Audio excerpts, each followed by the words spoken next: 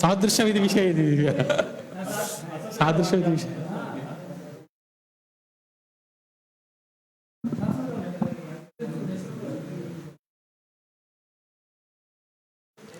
सादृश्यम् इति विषये वाक्यार्थं कृतवद्भ्यः श्री श्यामसुन्दरवर्येभ्यः धन्यवादाः। इदानीं मुरलीकृष्णवर्यान् अहं प्रार्थये आगत्य वाक्यार्थं कुर्वन्तु इति।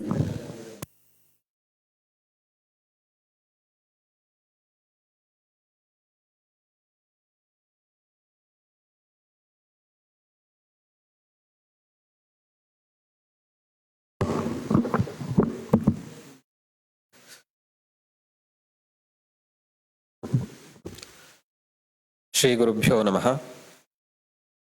राम रामेति रामेति रमे रामे मनोरमे सहस्रनामतः तत्तुल्यं श्रीरामनाम वरानने।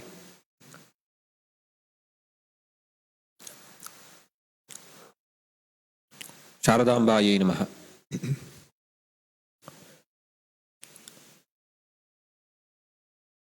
अहमिदानीं हस्तसामुद्रिका शास्त्रम् इत्यमुं विषयमाधृत्य यथामति यथाकालं व्याख्यातुम् उपक्रमे। सामुद्रकशास्त्रम् इति प्रसिद्धं।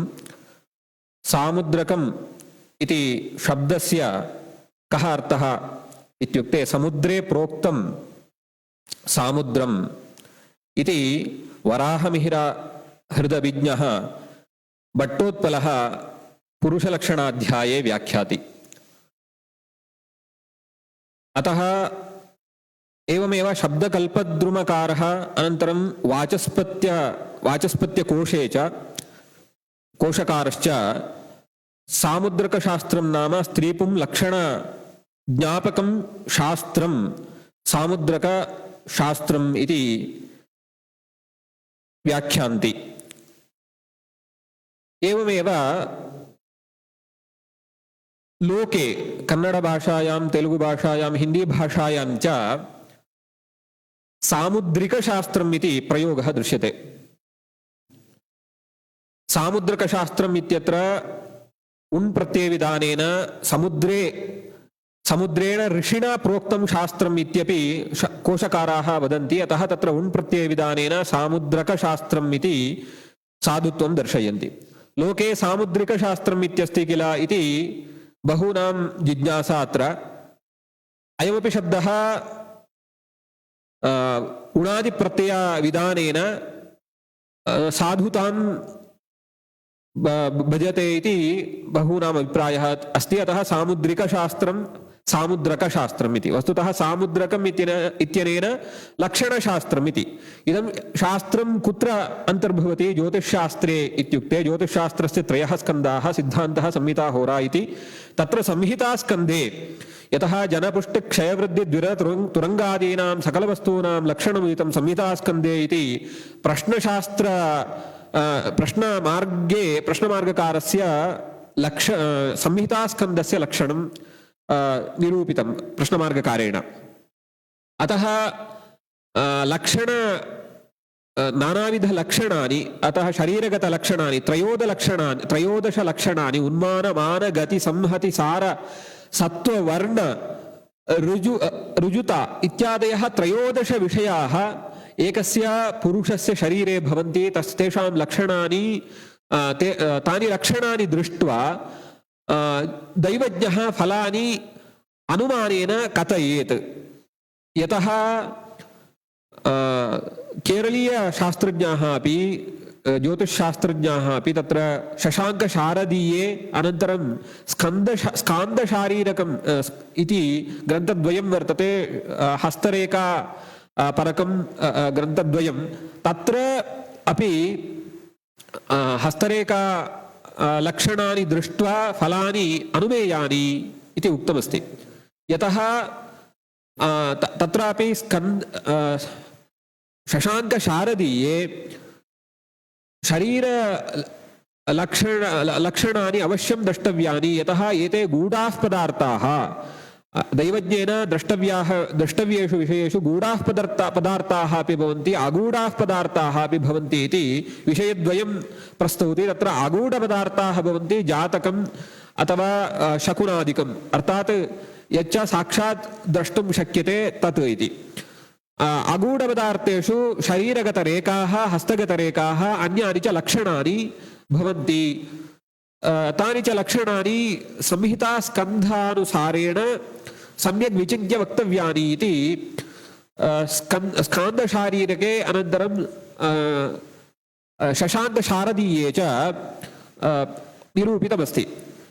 एवं स्त्रीपुरुषयोः जातकमेलनावसरेऽपि जातकसङ्घटनावसरेऽपि इमानि लक्षणानि उभयोः द्रष्टव्यानि इत्यपि शास्त्रेषु उक्तिः प्रमाणानि लभ्यन्ते। किन्तु वस्तुगत्या एतानि प्रमाणानि आधृत्य कति संख्याकाः दैवज्ञाः फलनिर्देशं कुर्वन्ति इत्यस्मिन् विषये बहूनां जिज्ञासा एव वर्तते। किन्तु कर्तव्यमिति निर्देशः शास्त्रेषु ज्योतिषशास्त्रे वर्तते। अनन्तरं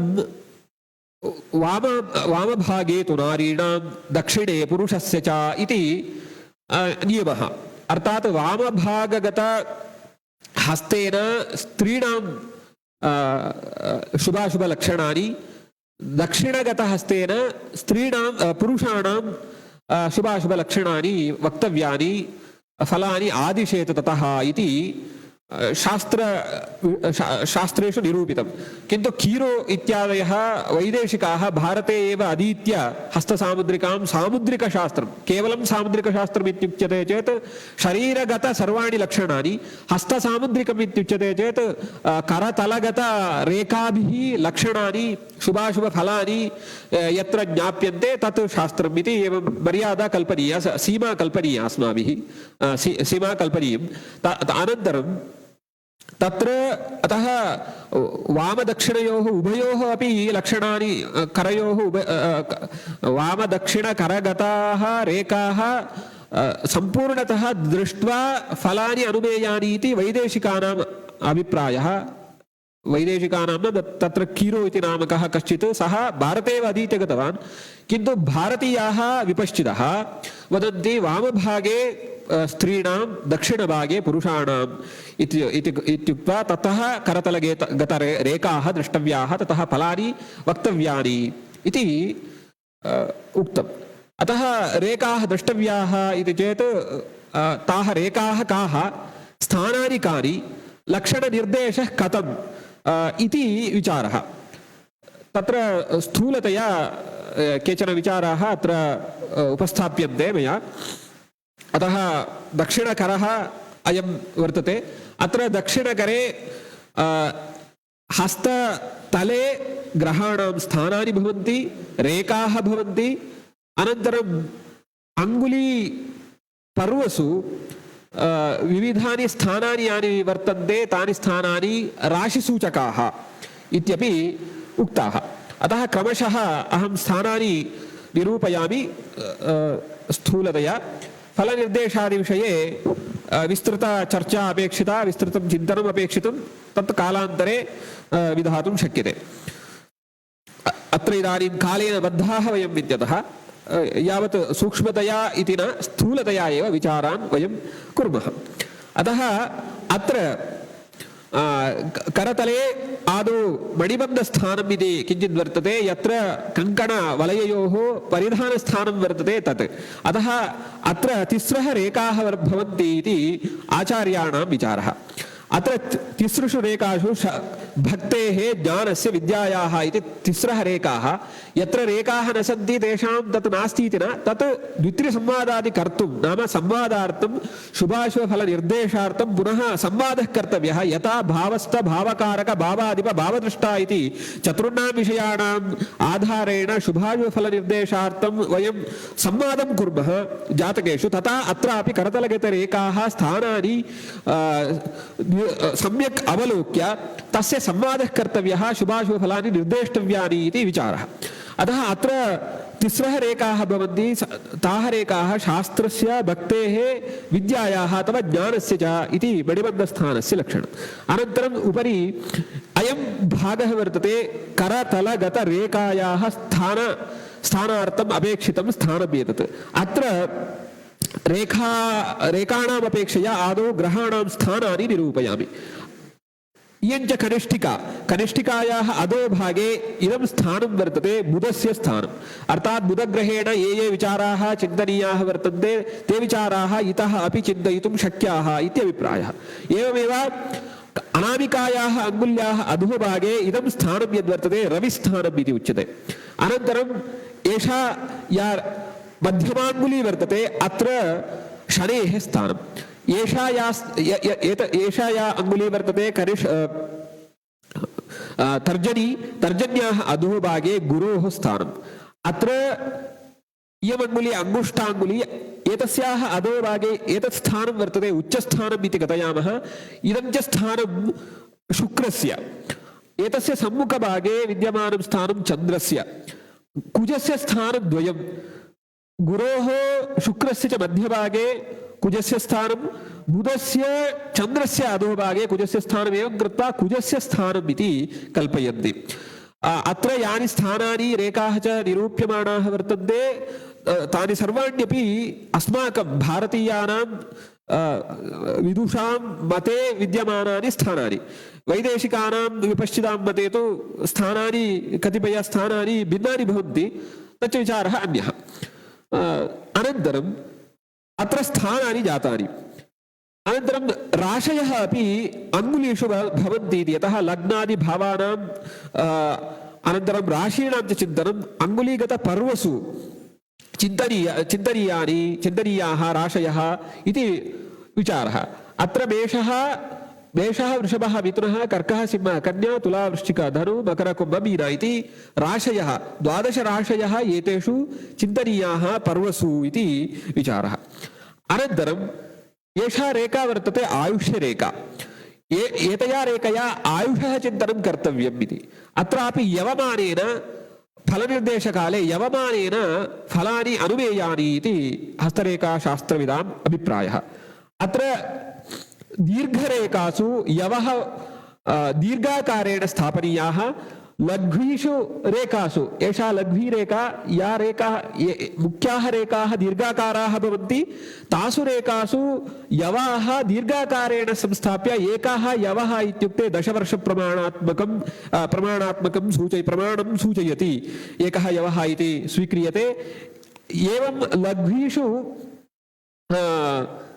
रेखासु उदररूपेण यवानाम् उदररूपेण यवाः उदररूपेण संस्थाप्य तत्र वर्षनिर्देशः कर्तव्यः इति विचारः यतः वर्षमानेनापि कस्मिन् वयसि आयुः समाप्यते कस्मिन् वयसि उद्योगस्य स्थिरता प्राप्यते इत्यादि निर्णयः दातव्यः किल तदर्थं वर्षमानमपि अपेक्षितं वर्षमानं कथं वक्तव्यम् इत्युक्ते यवमानेन वक्तव्यमिति यवस्य मानं तत्तु साक्षात् एवं वक्तुं न शक्यते यतः स्केल् संस्थाप्य इति न प्रतिदिनं दृष्ट्वा एतत् सर्वं सिद्ध्यति फलनिर्देशस्य अथवा फलनिर्णये सामर्थ्यं च वर्धते अत्र इदानीं पुनः प्रमुखाः रेखाः काः इति विचारः मणिबन्धात् अधोभागादारभ्य अत्र मध्यम आङ्गुली या वर्तते एतस्याः स्थानं प्रति अधस्तात् उपरि पर्यन्तं गता रेखा रविरेखा रविरेखा नाम कीर्तिरेखा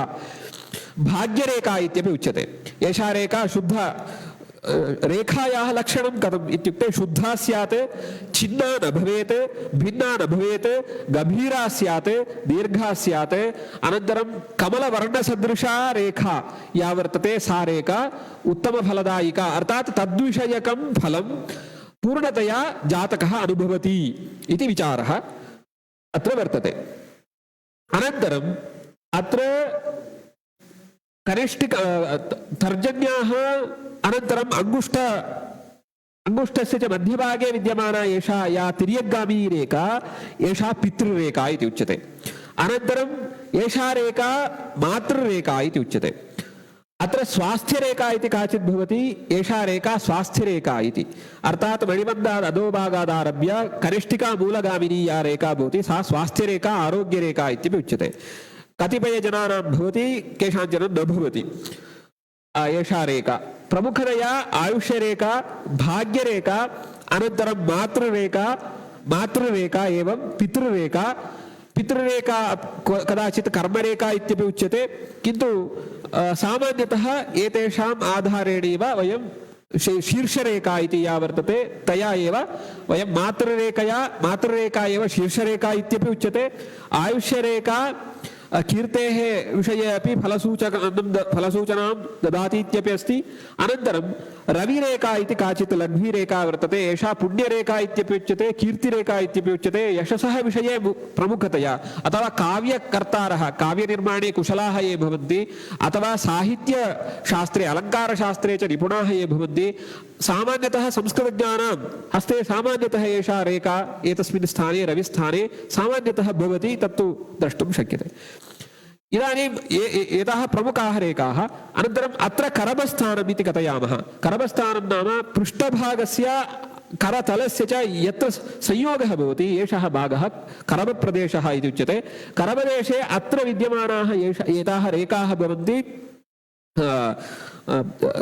सोदर्याः क्याः रेखाः, नाम सहोदर्यः, भ्रातरः, भगिन्यः च कति भवन्ति इति। उच्चस्थाने विद्यमानाः रेखाः पुत्ररेखाः इति। अत्र स्त्रीरेखाः इति। स्त्रीरेखा यदि अत्र आयुष्यरेखायाः पार्श्वे एव भवति इति चेत् शीघ्रमेव 30 वर्षवयसः अभ्यन्तरे एव अन्तराले एव विवाहः सामान्यतः भवति बहूनाम्।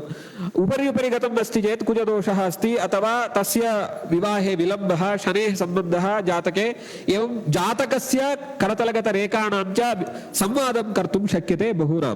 राजयोगः अस्ति कस्यचित् जातके इत्यपि अनुमातुं शक्यते। कथम् इत्युक्ते अत्र त्रिकोणरेखाः, कमलरेखाः अथवा भाग्यरेखायाः, मातृरेखायाः अथवा प्रमुखाः रेखाः याः मया इदानीम् इतः पूर्वं कीर्तिताः, ताः रेखाः संयुक्ताः युगपत् एकेन सम्बन्धं संस्थाप्य स्थिताः सन्ति चेत् जातके अवश्यम् एकं वा द्वयं वा राजयोगाः भवन्ति।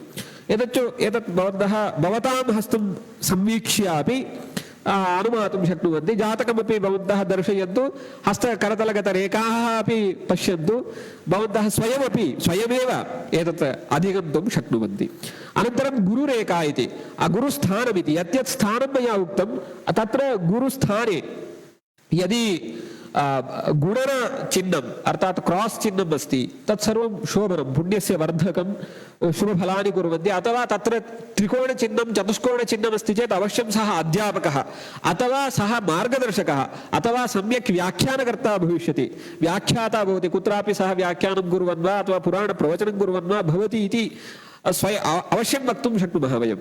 एवं बहुविधाः विषयाः अत्र वृत्ताकारेण सूर्यक्षेत्रम् उन्नतं, यद्यद् स्थानम् उन्नतं भवति, यद्यद् स्थानं ग्रहस्थानम् इति मया उक्तं तत्तत् उन्नतमस्ति। अथवा तत्र उत्तमाः रेखाः नाम कमलरेखा, त्रिकोणरेखा, चतुष्कोणरेखा, एवं एतादृश्यः रेखाः अच्छिन्नाः शुद्धाः दृश्यन्ते इति चेत् ते ग्रहाः बलिष्ठाः जातके इति अनुमातुं शक्यते।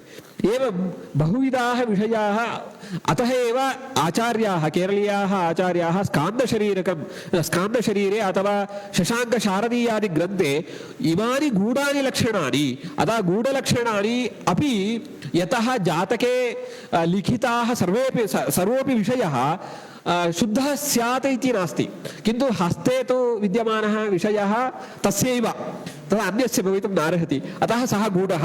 एते विषयाः जातके विद्यमानाः विषयाः अगूढाः, अतः गूढस्य अगूढस्य च मेलनं कर्तव्यं, जातकसङ्घटनायां सत्यां तद् द्रष्टव्यम् इति आचार्याणाम् अभिप्रायः।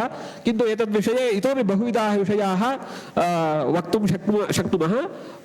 अतः समीचीनाः बहवः विषयाः अत्र वर्तन्ते। एतत् सम्यक् अवलोक्य अतः एव सामुद्रविद्वदति यातमनागतं वा इति वराहमिहिराचार्यः कथयति। सामुद्रवित् यातम् अनागतं वा एतानि लक्षणानि नानाविधानि लक्षणानि दृष्ट्वा फलं कथयितुं समर्थः भवति इति वराहमिहिराचार्यः अभिप्रैति।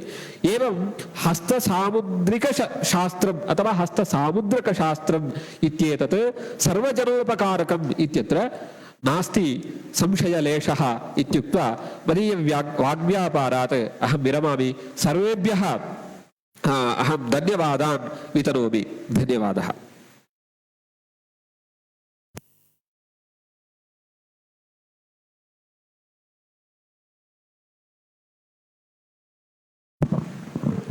हस्तसामुद्रिकशास्त्रम् इत्यस्मिन् विषये वाक्यार्थं कृतवद्भ्यः श्री मुरलीकृष्णवर्येभ्यः धन्यवादः। इदानीं सुधांशुकुमार नन्दवर्यान् अहं सार्धम् आह्वये अत्र व्याख्यानं कर्तुम्।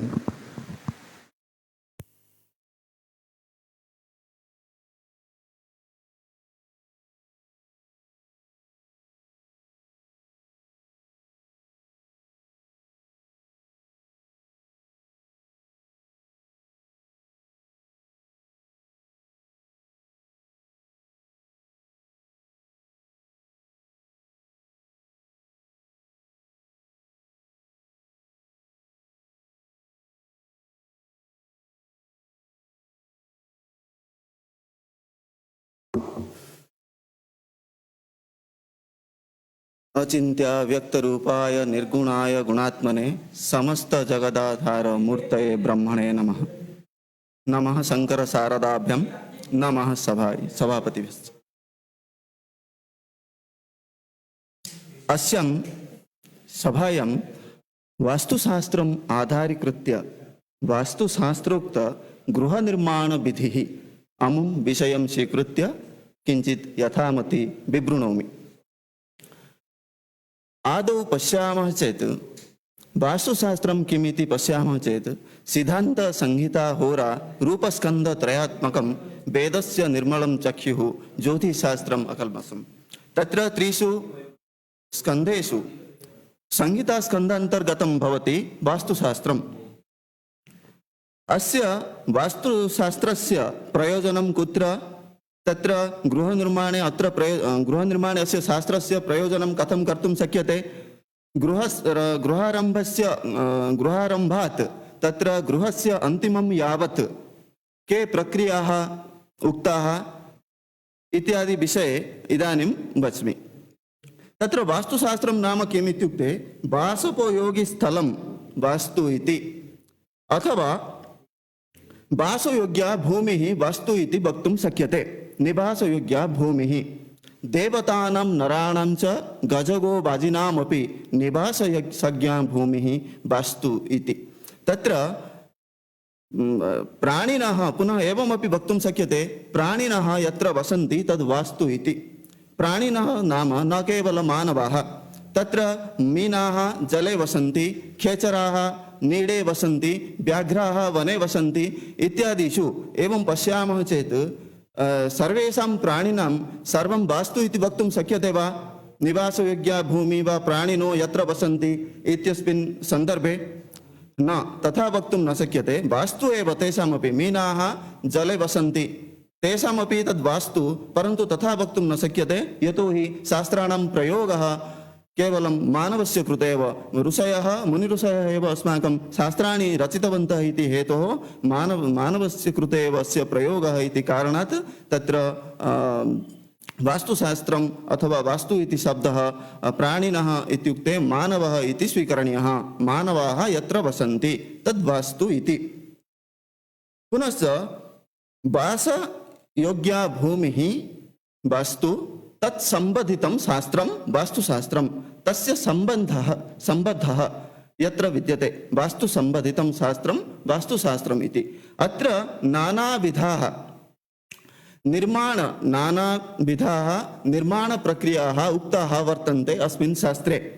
तत्र गृहनिर्माणं भवतु, वाटिकानिर्माणं वा भवतु, मन्दिरनिर्माणं वा भवतु, किमपि वा निर्माणकार्यं यत्किमपि तत्र अस्मिन् शास्त्रे वर्णितम् अस्ति। अस्य शास्त्रस्य प्रयोजनं पश्यामश्चेत् वास्तुशास्त्रादृते तस्य न स्यात् लक्षणनिश्चयः, तस्मात् लोकस्य कृपया शास्त्रमेतद् उदीर्यते। लोकस्य कृपया लोकस्य हितार्थाय एतत् शास्त्रं वदति इति। सर्वेषां शास्त्राणां तु आविष्कारः लोकजनहितार्थमेव। अस्य शास्त्रस्य विशेषः कः इत्युक्ते अस्य शास्त्रस्य अभावे लक्षणादिकं शुभाशुभलक्षणादिकं निश्चयितुं न शक्यते। कुत्र लक्षणादिकम् इत्युक्ते निर्माणविधौ लक्षणादिकं निश्चयितुं न शक्यते। किं निर्माणम् इत्युक्ते इदानीं गृहे जलाशय निर्माणस्य आवश्यकता अस्ति अथवा पाकशालायाः आवश्यकता अस्ति। एतद् सम्यक्तया यत्र करणीयं तत्र निर्मितं विद्यते न वा इति ज्ञानं कथं कर्तुं शक्यते वास्तुशास्त्रं विना। तदर्थम् एतत् कार्यं समीचीनतया जातमस्ति न वा इति चिन्तयितुं वास्तुशास्त्रज्ञानम् आवश्यकम् इति अस्य शास्त्रस्य उपयोगः। पुनः यत् पिण्डे तद् ब्रह्माण्डे इति पश्यामः चेत् इति नियमानुसारेण तत्र भुवः इव पिण्डोऽयमपि पञ्चभूतात्मकः। तत्र क्षिति अप् तेज मरुत व्योम इति पञ्चमहाभूतानि भवन्ति। तेन एव अस्माकं शरीरस्य संरचना जाता अस्ति। तत्र इदानीं वास्तुशास्त्रमत्र कथं कार्यं करोति इत्युक्तौ इदानीम् उदाहरणत्वेन पश्यामि चेत् अत्र शारदाम्बायाः मन्दिरमस्ति, अपरस्मिन् पार्श्वे जगद्गुरूणां गुरुभवनम् अस्ति। तत्र अनयोः मध्ये तत्र गमनागमनव्यवस्था न भवितुं नार्हति यदि सेतुः नास्ति। तत्र एतदपि बहिः पञ्चभूतानि विद्यन्ते, अस्माकं प्रकोष्ठे वा शरीरे अपि पञ्चमहाभूतानि विद्यन्ते। तत्र बहिः ये यानि पञ्चमहाभूतानि विद्यन्ते तानि अपि शरीरे अपि विद्यन्ते। अनयोः सम्बद्धः कथं भवेत् तत्र सेतुरूपकं कार्यं करोति एतद् वास्तुशास्त्रम्। एकम् उदाहरणत्वेन पश्यामि चेत् इदानीम् अग्निकोणः। तत्र अग्निकोणः इत्युक्ते यः यत्र तिष्ठति तस्य वास्तु इत्यपि वक्तुं शक्यते। अग्निकोणः इदानीं बहिः पूर्वभागः अनन्तरं दक्षिणभागः, अनयोः मध्ये यः कोणः सः कोणः अग्निकोणः इति उच्यते। अस्माकं गृहे अपि सः कोणः एव अग्निकोणः। यदि अग्निकोणस्य सदुपयोगः न भवति, सदुपयोगः कुतः नास्ति इत्युक्तौ यदि कूपः वयं कुर्मः, तत्र कूपखननं क्रियते, कूपः तत्र किं जलतत्त्वं विद्यते। वस्तुतः तत्त्वम् अग्नितत्त्वम् अस्ति। अग्नितत्त्वेन सह जलतत्त्वस्य समन्वयः कदापि न भवति, तत्र अग्निशान्तिः क्रियते जलेन। तदर्थम् अत्र यदि अग्निविषय सम्बद्धितं निर्माणकार्यं क्रियते अग्निकोणे, तर्हि तस्य शास्त्रस्य सदुपयोगः भवति, पुनश्च तस्य तत्त्वस्य अपि सदुपयोगः भवति। तत्रैव नास्ति, अस्माकं शरीरे अपि सा व्यवस्था अस्ति। यदि अस्माकं अग्नि यदि समीचीना नास्ति तर्हि अपि शरीरे रोगाः अपि जायन्ते। तदर्थम् अग्नेः बहु प्राधान्यम् अस्ति अस्माकं शास्त्रे। एतादृशं तत् कथं किं करणीयं, कुत्र किं करणीयं, तस्य सेतुरूपकं कार्यं कथं करोति इत्यादिकम् अस्मात् शास्त्रात् वयं जानीमः। यदि अस्मिन् सन्दर्भे गृहस्य प्रयोजनमपि किञ्चित् पश्यामः। इदानीं सर्वविध निर्माणकलाकौशलं यद्यपि वास्तुशास्त्रे विद्यते, तथापि सर्वविध निर्माणकलाकौशलं नाम गृहनिर्माणम् इति स्वीक्रियते। प्राथमिकतया गृहनिर्माणम् इत्येव स्वीक्रियते। तस्य गृहस्य प्रयोजन इत्यादिकं सर्वे जानीमः, तथापि शास्त्रदृष्ट्या किञ्चित् पश्यामश्चेत् स्त्रीपुत्रादिकभोगसौख्यजननं धर्मार्थकामप्रदं जन्तूनाम् अयनं सुखस्पदमिदं सीताम्बुधर्मापहं वापि देवगृहादिपुण्यम् अखिलं गेहात् समुपद्यते गेहं पूर्वमुसन्ति तेन विबुधः श्रीविश्वकर्मादयः। पुनः परगेहे कृताः सर्वाः स्रौतस्मार्तक्रियाः शुभाः निष्फलाः स्युर्जतस्तासां भूमिशः फलमश्नुते। अत्र उदाहरणम् एवं लौकिक उदाहरणमपि स्वीकर्तुं शक्नुमः वयं। यदि कोऽपि प्रैवेट् कम्पनी मध्ये इंजीनियरिंग कार्यं करोति, तत्र एषः चिन्तयति मम कृते 1 लक्षं वा 1.5 लक्षं वा धनम् आगच्छति, परन्तु अस्य कृते यावत् आगच्छति कम्पनी ओनर् कृते इतोपि अधिकं गच्छति। तर्हि सर्वदा भाटकगृहे अपि अस्माकं तथैव व्यवस्था। इदानीं वयं तत्र भवामः, धार्मिक अनुष्ठानादिकं कुर्मः चेत् अस्माकं पार्श्वे किञ्चित् तिष्ठति, तस्य कृते एव अधिकं गच्छति इति धिया तत्र एवम् उक्तमस्ति, परगृहे कृताः सर्वाः श्रौतस्मार्तक्रियाः शुभाः निष्फलाः स्युर्जतस्तासां भूमिशः फलमश्नुते। पुनश्च गृहस्थस्य क्रियाः सर्वाः न सिद्ध्यन्ति गृहं विना, यतः तस्मात् गृहारम्भ प्रवेश समयं ब्रुवे। यत्र गृहस्थस्य सर्वाः क्रियाः सकलाः क्रियाः गृहं विना न सिद्ध्यन्ति इति हेतोः अत्र वास्तुशास्त्रे, अत्र नाम वास्तुशास्त्रे गृहारम्भात् गृहप्रवेशसमयं यावत् सः वदति। पश्यामः चेत् इदानीं गृहादीनां निर्माणे आदौ किम् अपेक्षते, अस्माकं स्थलम् अपेक्षते। तत् स्थलं कथं स्यात् वा कुत्र स्थलम् अस्माकं कुत्र स्थलं स्वीक्रियते चेत् अस्माकं कृते सौविध्यं भवति इत्यादिकं चिन्तनमपि आदावेव वर्तते अस्माकं वास्तुशास्त्रे। तत् कथम् इति एकम् उदाहरणं वदामि। प्रथमे सप्तमे ग्रामे वैरं हानिः त्रिषष्टके तूर्याष्ट द्वादशे रोगः शेषस्थाने शुभं भवेत्। अस्य को अभिप्रायः इत्युक्तौ राशिः कः इति चिन्तनीयं। ग्रामराशिः अनन्तरं नामराशिः। नामराशिः कस्यचित् मेषः अस्ति इति चिन्तयामः, ग्रामराशिः वृषभः। तर्हि नामराशितः ग्रामराशिपर्यन्तं का संख्या इति चिन्तनीया, मेषः वृषभः सेकेण्ड् नम्बर् आगच्छति। तर्हि तत्र प्रथमे सप्तमे ग्रामे वैरं हानिः त्रिषष्टके तूर्याष्ट द्वादशे रोगः शेषस्थाने शुभं भवेत्। अत्र किं शुभम् इति चिन्तनीयं। यद्भं द्व्यङ्कसुतेश दिङ्मितमसौ ग्रामः शुभो नामभात्। नामराशितः ग्रामराशि यदि द्वितीये स्थाने भवति तर्हि शुभम् इति मुहूर्तचिन्तामणौ तत्र उक्तमस्ति। एवं प्रकारेण तत्र ग्रामे स्थलचयनं स्थानचयनं कर्तुं शक्यते। पुनश्च काकिनी विचारादिकमपि वर्तते। स्ववर्गं द्विगुणं कृत्वा परवर्गेण योजयेत्, अष्टभिस्तु हरेत् भागं यो अधिकः सरुणि भवेत् तत्र इत्यादि तत्र उक्तमस्ति भूमिचयनावसरे। पुनः यदि इदानीं किं क्षेत्रचयनं जातं, क्षेत्रचयनात् परं तत्र भूपरीक्षणप्रकारः उक्तमस्ति। तत्र जलेन वा दीपेन वा तत्र पुष्पद्वारा वा एवं तत्र नाना तत्र प्रकाराणि वर्तन्ते। तत्र पुनः तदनन्तरं दिक्चयनं करणीयं, दिक्साधनं कार्यं। कोऽपि इदानीं लौकिक अपि पृच्छति खलु, भवतां गृहस्य मुखं किं पूर्व वा किम् इति, तर्हि तदर्थं दिक्साधनं करणीयम्। इदानीं तु सूचिचुम्बकं डिरेक्षनल् कम्पास् इति आगतमस्ति, परन्तु तथापि अस्माकं शास्त्रे तस्य दिक्साधनस्य प्राधान्यं बहु उक्तमस्ति। यदि दिक्साधनं नास्ति तर्हि अथवा गृहस्य मुखं सम्यक् नास्ति तर्हि तत्र शुभं भवितुं नार्हति इति शास्त्रे उक्तमस्ति। प्रासादे सदने अलिन्दे द्वारे कुण्डे विशेषतः दिङ्मूढे कुलनाशः स्यात् तस्मात् संशोधयेत् दिशः। एवं प्रकारेण तत्र दिक्साधन अभावे का हानिः इति उक्तमस्ति। दिक्साधनं तु सिद्धान्ते सूर्यसिद्धान्तो भवतु वा सिद्धान्तशिरोमणौ भवतु वा तत्र सिद्धान्तग्रन्थेषु उक्तमस्ति। कथमिति पश्यामः चेत् सूर्यसिद्धान्तदृष्ट्या किञ्चित् वदामि। शीलातले अम्बुसंशूधे वज्रलेपे पिवासमे तत्र शङ्खङ्गुलैरिष्टैः समं मण्डलम् आलिखेत् तन्मध्ये स्थापयेत् शङ्कुं कल्पना द्वदशाङ्गुलं तच्छायाग्रं सृशेद् यत्र ब्रूते पूर्वा परार्धयोः तत्र बिन्दु विधायेवौ ब्रूते पूर्वा पराविधौ तन्मध्ये तिमिना रेखा कर्तव्या दक्षिणोत्तरा याम्योत्तरो दिशर्मध्ये तिमिना पूर्वपश्चिमा। संक्षिप्तेन एव वदन् अस्मि, यतोहि विषयः अधिकः भवति, न चेत् तदर्थं संक्षेपेण एव अत्र किञ्चित् वदन् अस्मि। यथा सर्वं किञ्चित् सामूहिकतया 20 निमेषाभ्यन्तरे कवर् भवेत्।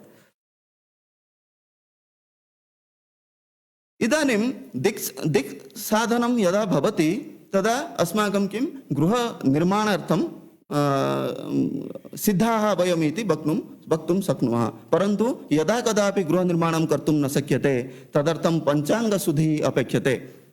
तिथि वासर नक्षत्र योगकरणानां तत्र पञ्चाङ्गानां शुद्धिः अपेक्षते। पुनश्च मासव्यवस्था अपि वर्तते। तत्र के मासाः शुभाः इति पश्यामश्चेत् सौम्याः फाल्गुन वैशाख माघ श्रावण कार्तिकाः मासः स्युः गृहनिर्माणे पुत्रारोग्य धनप्रदाः।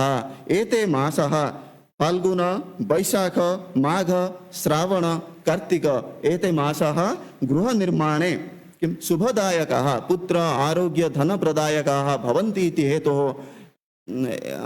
हेतोः एते शुभमासः इति स्वीक्रियन्ते। पुनश्च तत्र पक्षभेदः अपि वर्तते। शुक्लपक्षात् पक्षे तत्र शुभं भवति गृहारम्भः, कृष्णपक्षे तस्करतु भयम् इति वदति, तदर्थं शुक्लपक्षे गृहारम्भः करणीयः। एवं रूपेण तत्र नक्षत्रं किम् अस्ति इति द्रष्टव्यं, तत्र वासरः कः इति द्रष्टव्यं। प्रायशः तत्र रविवासरः मङ्गलवासरः द्वौ वासरौ निषिद्धौ तत्र वास्तुशास्त्रे। पुनः यद्यपि तत्र अस्माकं मासः शुभमासः स्वीकृतं विद्यते, तदनन्तरं शिलान्यासादिकं करणीयं। शिलान्यासोऽपि तत्र भेदः वर्तते। कुत्रचित् ईशान्ये क्रियते शिलान्यासः, अन्यत्र प्रसिद्धम् अस्ति एवं तु दक्षिणे पूर्वे कोणे पूजां कृत्वा शिलां न्यसत् प्रथमाम् इति। अग्निकोणे आदौ प्रथमां शिलां भवतु वा स्तम्भ आरोपणं क्रियते वा किं स्तम्भस्य निर्माणं क्रियते वा, एतत् सर्वम् आदौ अग्निकोणे करणीयम् इति सः वदति। अग्निकोणे पूजां कृत्वा शिलां न्यसत् प्रथमाम् इति, प्रथमां शिलाम् अग्निकोणे न्यसत् इति। पुनश्च एतत् शिलान्यासः जातः, तदनन्तरं यदि गृहस्य संरचना कथं करणीया इति विषयः ततः परम् आगच्छति। कुत्र किं करोमि इति तस्मिन् सन्दर्भे ऐन्द्रियां स्नानगृहं कार्यम् आग्नेये पचनालयः याम्यायं शयनं वेश्म नैऋत्यां शस्त्रमन्दिरं वारुण्यां भोजनं गृहं वायव्यां धान्यमन्दिरम् उदिच्यां हाटकं छद्म ईशान्यां देवमन्दिरं। तत्र ईशान्यभागे ऐशान्ये किं करणीयं, पूर्वस्यां किं करणीयम् इत्यादि तत्र शास्त्रे तत्र सूक्ष्मतया उक्तमस्ति। यदि एवं न क्रियते तर्हि का हानिः इत्युक्ते तत्र पञ्चमहाभूतानि यानि विद्यन्ते तेन सह अस्माकं सम्बद्धः न भवति। तदर्थम् एव तत्र किं कुत्र करणीयम् इति तद्दृष्ट्या करणीयं भवति। एकम् उदाहरणं यदि पश्यामः, वायुकोणविषये स्वीकरोमि अथवा अग्निकोणविषये स्वीकरोमि। अग्निकोणः तत्र पाकशाला तत्र करणीया इति अस्ति। यदि तत्र किं वयं वाटर् स्टेप् स्थापयामः गृहे अथवा फिल्टर् स्थापयामः, यथा जलतत्त्व तत्र स्थापयामः, तर्हि किं भवति, अग्नेः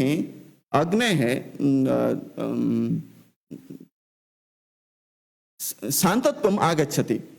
यथा अत्र अग्निः अस्ति, वयं स्थापयामः जलं, तर्हि नागच्छति अग्निः। तथैव तत्र किं भवति, इदानीम् उदरे अस्माकं यथा अग्निः न जलति तर्हि तत्र किं भवति, गेस्ट्रिक् भवति, डैजन् वा किमपि वयं स्वीकुर्मः। तथैव अग्निकोणे यदि अग्निकोणस्य कोणः सम्यक् नास्ति तर्हि अपि सा समस्या भवितुम् अर्हति। तत् अनन्तरं वायुकोणः यदि सम्यक् नास्ति तदपि सा समस्या भवितुम् अर्हति। इदानीं पश्यामः कुतः इत्युक्ते तत्र यदि जलटेप् वाटर् टेप् इत्यादिकं भवति, डाक्टर् यदा इञ्जेक्षन् ददाति सः किं करोति, तत्र वायुः आगच्छति इञ्जेक्षन् मध्ये, तदर्थं सः एवं कृत्वा यदा वायुः बहिः गच्छति तदा एव सः इञ्जेक्षन् ददाति। नो चेत् वायुः अनन्तरं जलम् अनयोः सम्मिश्रणः नास्ति। तथैव तत्र वायुकोणे यदि जलं स्थापयामः तर्हि तत्र ग्यास् प्राब्लम् इत्यादिकम् आगच्छति। अस्य बहु सम्बन्धः भवति अस्माकं शास्त्रे। तदर्थम् एतत् सर्वं दृष्ट्वा तत् करणीयं भवति। साधारणतः इदानीं वास्तु अनुसारं गृहस्य निर्माणावसरे उत्तरस्याम् अथवा पूर्वस्यां रिक्तस्थलं भवेत्, दक्षिणस्यां रिक्तस्थलं न भवेत्, पश्चिमस्यामपि रिक्तस्थलं न भवेत्। गृहस्य मध्यभागे यथा वातायनव्यवस्था भवति तथा करणीयं भवति। यतोहि क्षिति अप् तेज मरुत व्योम एतानि यानि पञ्चमहाभूतानि भवन्ति तानि तु समीचीनतया यदि भवन्ति तर्हि एव अस्माकं जीवनं सुगमतया गन्तुं शक्नोति। इदानीं चिन्तयामः एकं तत्त्वं नास्ति, क्षितितत्त्वं नास्ति इति चिन्तयामः। नास्ति चेत् किं भवितुमर्हति? तत्र जीवनमेव भवितुं नार्हति कस्यापि मानवस्य। इदानीं भूमिं त्यक्त्वा वयं जीवितुं न शक्नुमः। तदर्थं वास्तुशास्त्रे भूमेः आकारः, भूमेः प्लवत्वं, तत्र शुभा भूमिः, तत्र आकारसन्दर्भे वर्गाकारो वा आयताकारो वा त्रिकोणाकारो वा का भूमिः शुभा इति दृष्ट्वा तत्र स्वीक्रियते। इदानीं जलतत्त्वे तु गृहस्य कस्मिन् भागे तत्र जलव्यवस्था करणीया इत्यादि तत्र जलतत्त्व आधारेण स्वीक्रियते। इदानीं वायुतत्त्वं पश्यामः चेत् यथा गवाक्षादीनां द्वारादीनां स्थापनं गृहे कस्यां दिशि भवेत् तर्हि तत्र शुद्ध वायुः आगच्छति गृहं प्रति। तद्दृष्ट्या तद् वायुतत्त्वस्य कथं सदुपयोगः भवति तद् वायुतत्त्व आधारेण चिन्त्यते। परन्तु पुनश्च तेजतत्त्व आधारेण अग्निकोणस्य वा अग्निभागस्य चिन्त्यते। पुनश्च आकाशतत्त्वम्, आकाशं किं भवति? शब्दगुणकम् आकाशम् इति वदन्ति। पुनश्च आकाशम् इत्युक्ते तद् रिक्तं स्थलं, किमपि नास्ति। यदि आकाशतत्त्वं नास्ति वयम् एवं हस्तमपि एवं कर्तुं न शक्नुमः। आकाशस्थलम् इत्युक्ते शून्यस्थलं, शून्यमेव आकाशं। तदर्थम् आकाशस्य आवश्यकता नितान्ततया भवति। तत्र गृहस्य उच्चता पुनश्च रिक्तं स्थलं, ब्रह्मस्थानं कुत्र त्यक्तव्यम् इत्यादिकं तत्र चिन्त्यते आकाशतत्त्वे।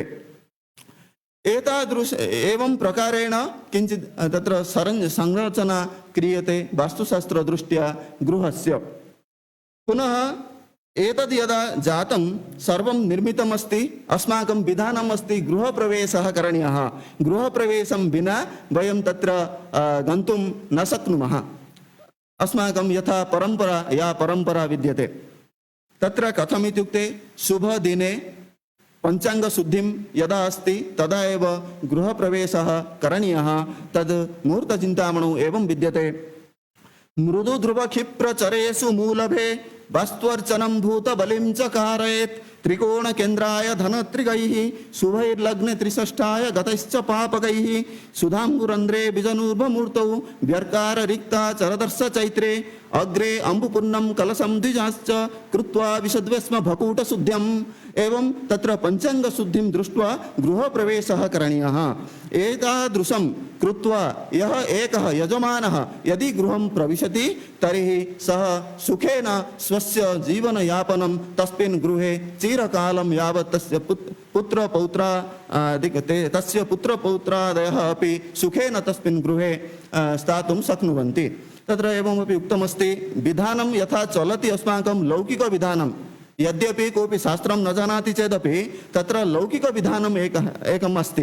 तदपि वयं शास्त्रं न पठितवन्तः कदाचित्, अस्माकं पूर्वजैः पठित्वा उक्तवन्तः। तद् गृहप्रवेशविषये कलशं धृत्वा यत्किमपि अस्माकं परम्परायाम् अस्ति तदपि शास्त्रे एव वर्तते। एवं सुलग्ने स्वगृहं प्रविश्य वितानपुष्पश्रुतिघोषयुक्तं शिल्पज्ञ दैवज्ञ विधिज्ञ पौरान् राजा अर्चयेत् भूमि हिरण्यवस्त्रैः। एवं तत्र कृत्वा यदि गृहं प्रविशति सः यजमानः तदा किं भवति? शुभं साफल्यं, तस्य गृहमपि साफल्यं भवति। एवं तत्र भूमिचयनात् आरभ्य गृहप्रवेशं यावत् विषयं किञ्चित् सङ्कल्य संक्षिप्तेन एव मया उक्तमस्ति। माम् अवसरं दत्तवद्भ्यः धन्यवादान् प्रणम्य विरमामि।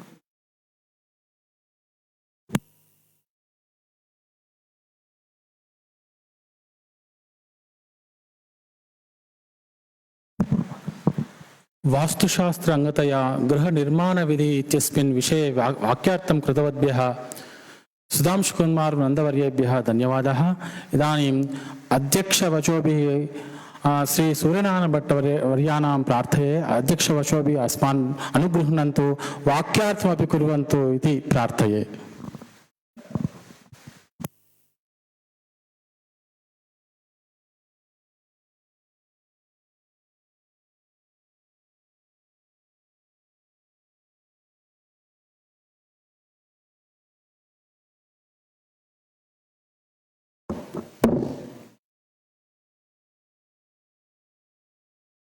श्री गुरुभ्यो नमः। वागीशाद्या सुमनसः सर्वार्थानाम् उपक्रमे यन्नत्वा कृतकृत्यास्यस्तन्नमामि गजाननम्। विशुद्धज्ञानदेहाय त्रिवेदी दिव्यचक्षुषे श्रेयःप्राप्तिनिमित्ताय नमः सोमार्धधारिणे। अस्मिन् शुभावसरे परिसरनिदेशकान् गुरुवर्यान् प्रणम्य उपस्थितान् इतरान् विदुषः अध्यापकान् नत्वा सत्रेऽस्मिन् आदौ मदीयं वाक्यार्थं प्रस्तौमि, पश्चात् द्वित्रैः वाक्यैः दत्तं कार्यं सम्पादयामि। मया विषयः स्वीकृतः मीमांसाशास्त्रीयः आधानाधिकरणचिन्तनम् इति। आधानाधिकरणम् अत्यन्तं विस्तृतम् अधिकरणं।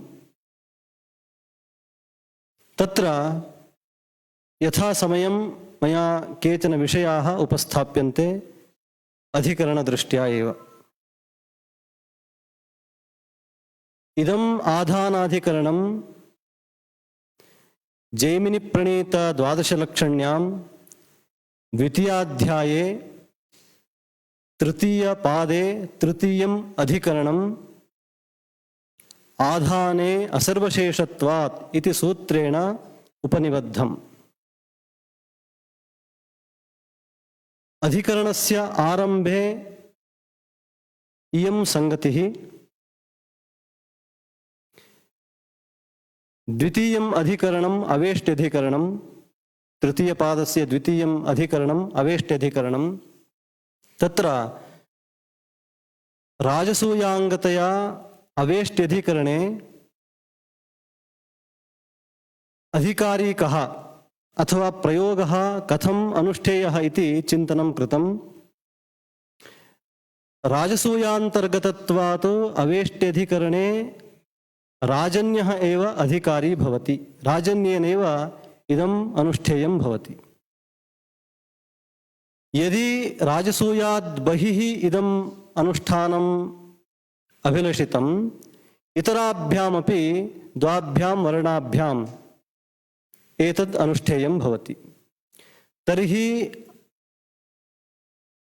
इयम् अवेष्टिः एका एव भवति, परन्तु तत्र प्रयोगभेदः अभिलषितः। तस्मात् अध्यायसङ्गतिः अनेन निरूपिता भवति, प्रयोगभेदः तत्र सिद्ध्यति। वस्तुतः कर्म तदेव भवति, परन्तु अधिकारिभेदात् प्रयोगभेदः सिद्ध्यति इति तदधिकरणे निरूपितम्। अस्मिन् अधिकरणे त्रिधा संगतिः प्रदर्श्यते। आपवादिकी संगतिः, प्रत्युदाहरणसंगतिः, आदिदेशिकी संगतिः इति विभिन्नेषु ग्रन्थेषु संगतयः प्रदर्शिताः। सर्वाः अपि संगतयः योजयितुं शक्यन्ते, परन्तु अत्र मया आपवादिकी संगतिः प्रदर्श्यते। अस्मिन् आधानाधिकरणे पूर्वाधिकरणसिद्धान्तः आक्षिप्य पूर्वपक्षः उपस्थाप्यते इति कृत्वा आपवादिकी संगतिः। कः अस्य अधिकरणस्य विषयः? अत्रापि विषयेपि वैलक्षण्यम् अस्ति। वाक्यद्वय समुदायः अस्य अधिकरणस्य विषयः। वसन्ते ब्राह्मणो अग्निनादधीत, ग्रीष्मे राजन्यः, शरदि वैश्यः इति एतेषां त्रयाणाम् एकः समुदायः। वसन्ते ब्राह्मणम् उपनयित, ग्रीष्मे राजन्यं, शरदि वैश्यम् इत्यपरः समुदायः। वसन्ते ब्राह्मणो अग्निनादधीत इति प्रथमं श्रूयते, ग्रीष्मे राजन्यः, शरदि वैश्यः इति अत्र उभयत्रापि अग्निनादधीत इति अनुषज्यते। वसन्ते ब्राह्मणो अग्निनादधीत, ग्रीष्मे राजन्यः अग्निनादधीत, शरदि वैश्यः अग्निनाददीत इति एकः समुदायः। अत्र तावत् किञ्चित् वैलक्षण्यमस्ति। वसन्ते ब्राह्मणम् उपनयीत इत्यत्र ब्राह्मणम् इति श्रूयते। अत्र तु क्लेशो नास्ति। वसन्ते ब्राह्मणो अग्निनाददीत इत्यत्र त्रयः अंशाः द्रष्टुं शक्यन्ते। आधानम् इत्येकः, कालः, अनन्तरं ब्राह्मणकर्तृकत्वम्। परन्तु वसन्ते ब्राह्मणम् उपनयीत इत्यत्र कर्तृवाचकं पदम् अत्र वस्तुतः न श्रूयते, द्वितीयान्तं पदं श्रूयते। तथापि अत्र उपनयीत इत्यत्र उपगमः इत्यर्थः। उपगमे कर्ता भवति ब्राह्मणः, तस्मात् ब्राह्मणस्य कर्तृत्वं सिद्ध्यति। यथा एतया निषादस्थपति याजेदित्यत्र याजेदित्यत्र निजर्थः अविवक्षितः, तत्र यागः एव विधीयते। तस्मिन् यागे अधिकारी भवति निषादस्थपतिः, न तु ऋत्विक्। तस्मात् निजर्थस्य अविवक्षितत्वात् अत्रापि तथैव वसन्ते ब्राह्मणम् उपनयीत इत्यत्र उपनयति आचार्यः उपगमनानुकूलव्यापारवान् भवति ब्राह्मणः इत्यस्मात् कारणात् ब्राह्मणस्य कर्तृत्वं सिद्ध्यति। अतः एतादृश समुदायद्वयेपि कर्ता, कालः एवं क्रिया, एतेषु श्रुतेषु इदानीं सन्देहः क्रियते।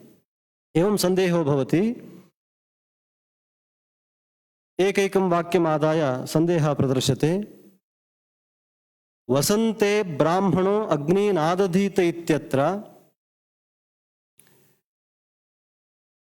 कालविशिष्ट कर्तृविशिष्ट आधानं विधीयते वा इत्युक्ते एतस्मिन् काले एतत् कर्तृकम् आधानं विधीयते वा, अथवा प्राप्त आधानोद्देशेन ब्राह्मणकर्तृकत्वे निमित्ते वसन्तादि कालः विधीयते वा इति सन्देहः। अत्रापि उपनयनेपि अयमेव सन्देहस्य आकारः। प्राप्त ब्राह्मणकर्तृकत्वे निमित्ते वसन्तादिकालः उपनयनोद्देशेन विधीयते वा इति सन्देहः। अत्र एवं पूर्वपक्षः, ये क्रतुविधयः भवन्ति ते क्रतुविधयः अग्निम् आक्षिपन्ति। वर्णत्रयसाधारण्येन अत्र क्रतुविधिभिः केचन सामान्याः विषयाः आक्षिप्यन्ते। तस्मात् अत्र आधानं प्राप्तं। कथं प्राप्तं? क्रतुविधिना एव अग्निः, अयं क्रतुः अग्निं विद्यां विना न निष्पन्नः इति हेतोः सः अग्निः विद्यां तथा च अर्थज्ञानम् अग्निं च आक्षिपति। अग्निं च क्रतुः अग्निं च आक्षिपति, विद्यां च, विद्यां नाम अर्थज्ञानं च आक्षिपति। यदा अर्थज्ञानम् अग्निं च आक्षिपति तत्समये एव तत्साधनान्यपि आक्षिपति। साधनान्यपि आक्षेपादेव प्राप्यन्ते। तस्मात् अत्र किं भवति इदानीं? प्राप्त आधानोद्देशेन ब्राह्मणकर्तृकत्वे निमित्ते कालः विधीयते इति वक्तव्यम्। पूर्वपक्षस्य अयमाशयः, अत्र कालः एव विधीयते इति वक्तव्यम्। यदि कालः विधीयते तदानीम् आधानस्य एवं ब्राह्मणादिकर्तृकत्वस्य प्राप्तिः वक्तव्या। प्रमाणान्तरेण प्राप्तिः उच्यते चेत् तदुद्देशेन कालः विधीयते इति वक्तुं शक्यते। प्रमाणान्तरेण प्राप्तश्चेदेव तन्निमित्तं भवति। यदा उद्देश्यं प्रमाणान्तरेण प्राप्तं स्यात् तद्वदेव निमित्तमपि प्रमाणान्तरेण प्राप्तमेव स्यात्। तदानीं तन्निमित्ते इदं विधीयते इति वक्तुं शक्यते। अतः इदानीं किं जातम्, आधानमपि प्राप्तं ब्राह्मणादिकर्तृकत्वमपि प्राप्तम् इत्यागतं। तदुद्देशेन कालः विधीयते इति वक्तुं शक्यते। तर्हि केन प्राप्तम् एतत् प्रदर्शनीयम् इदानीं। ये एवं विद्वान् अग्निमाधत्ते इति किञ्चित् वाक्यम्। अनेन किं विधीयते, आधानं विधीयते इति वक्तव्यम्। कुतः, अनेन वाक्येन केवलम् आधानमात्रं विधीयते। यदि आधानं न विधीयते इति स्वीक्रियते वाक्यस्यास्य वैर्थ्यप्रसङ्गः। वसन्ते ब्राह्मणो अग्निनादधीत इत्यादिषु केवलम् आधानमेव विधीयते इति वक्तुं न शक्यते। प्रमाणान्तरेणापि अस्य वाक्यस्य सार्थक्यं सम्पादयितुं शक्यते। यदि ब्राह्मणो अग्निनादधीत इत्यस्य तथा नास्ति स्थितिः, यतोहि तेन केवलम् आधानमात्रं विधीयते। अतः तेन प्राप्त आधानानुवादेन ब्राह्मणकर्तृकत्वे निमित्ते अनेन वसन्तादिकालः विधीयते इति वक्तुं शक्यते। तस्मादिदानीं किं जातम्, अयं कालविधायकः, इदं वाक्यं कालविधायकं शास्त्रम् इति इदानीं फलितं भवति। अत्र यदि ब्राह्मणो अग्निनादधीत इत्यनेन आधानं विधीयते इति पक्षम् अनङ्गीकुर्वाणेन अन्येन पूर्वपक्षिणा प्रकारान्तरेण पूर्वपक्षः उपस्थाप्यते। विषयस्तु स एव वाक्यान्तरं स्वीकृत्य स्वपक्षं सः स्थापयति। यतोहि अत्र किञ्चित् अनौचित्यम् अनुभवति सः। यदि ब्राह्मणो अग्निनादधीत इत्यस्मिन्